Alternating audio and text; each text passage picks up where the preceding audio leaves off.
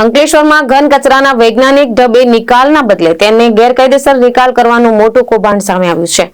નગરપાલિકાએ આ મામલામાં જવાબદાર કોન્ટ્રાક્ટરનું પેમેન્ટ અટકાવ્યું છે, જ્યારે જીપીસીબી દ્વારા પણ તપાસ શરૂ કરાઈ છે.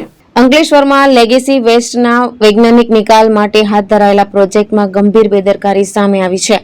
સેંકડો ટન કચરાનો 3 તબક્કામાં પ્રક્રિયા દ્વારા નિકાલ કરવાના બદલે તેને ગેરકાયદેસર રીતે ખાડી વિસ્તારમાં ઠાલવવામાં આવ્યો હોવાનું બહાર આવ્યું છે.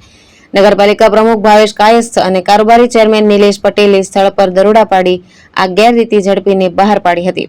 તપાસ દરમિયાન જાણવા મળ્યું કે કોન્ટ્રાક્ટર દ્વારા શંકા ન જાય તે માટે વેસ્ટ સાઇડ સુકાવલીને અડીને રસ્તો બનાવી અવાવરૂ વિસ્તારમાં કચરો ધરબાયો હતો. આ બેદરકારીને કારણે જમીન અને પાણીના સ્ત્રોત પ્રદૂષિત થવાનો ભય વ્યક્ત કરવામાં આવી રહ્યો છે. નગરપાલિકાએ તરત જ કડક પગલાં ભરી કોન્ટ્રાક્ટરનું અંદાજિત 95 લાખ રૂપિયાનું પેમેન્ટ અટકાવી દીધું છે. કૌભાંડ બહાર આવતા કોન્ટ્રાક્ટરે લેખિતમાં ભૂલ સ્વીકારી કચરો દૂર કરવાની બાંહેધરી આપી છે. આ મામલે ગુજરાત પ્રદૂષણ નિયંત્રણ બોર્ડ પણ હરકતમાં આવ્યું છે. જીપીસીબીની ટીમ સ્થળ પર તપાસ કરી રહી છે. રિજિયોનલ ઓફિસર એસવી અગ્રવાલના જણાવ્યા મુજબ તપાસ રિપોર્ટ આવ્યા બાદ જવાબદાર સામે કાયદેસર કાર્યવાહી હાથ ધરવામાં આવશે.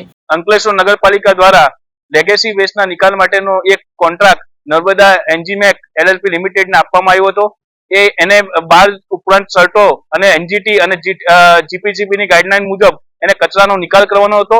તારીખ 1/2/2026 ના રોજ અમને જાણ થતા અમે લોકો તપાસ કરતા એને એ કચરાનો આરડીએફ નો ઢગલો અમારી સાઇટ થી 1.5 થી 2 કિલોમીટર નજીક એક ખેતરમાં ડમ્પિંગ કર્યું, જે અમે પકડી પાડ્યું હતું અને એના એજન્સીને જાણ કરવામાં આવી હતી કે ભાઈ તું એ ડમ્પિંગ કેમ કર્યું. તો એને 2 દિવસ પછી એના જે પાર્ટનર્સ હતા એ અમારી નગરપાલિકા ઓફિસે આવીને ખુલાસો કરેલ છે કે આ કચરો એ લોકોએ ડમ્પિંગ કરેલ છે અને એ લોકોને એનો નિકાલ કરશે. નગરપાલિકાએ એમની પાસેથી બાંહેધરી લીધી છે કે તમારે નિકાલ કરી અને સંપૂર્ણ ગવર્મેન્ટની ગાઈડલાઈન મુજબ કામ કરવાનું રહેશે.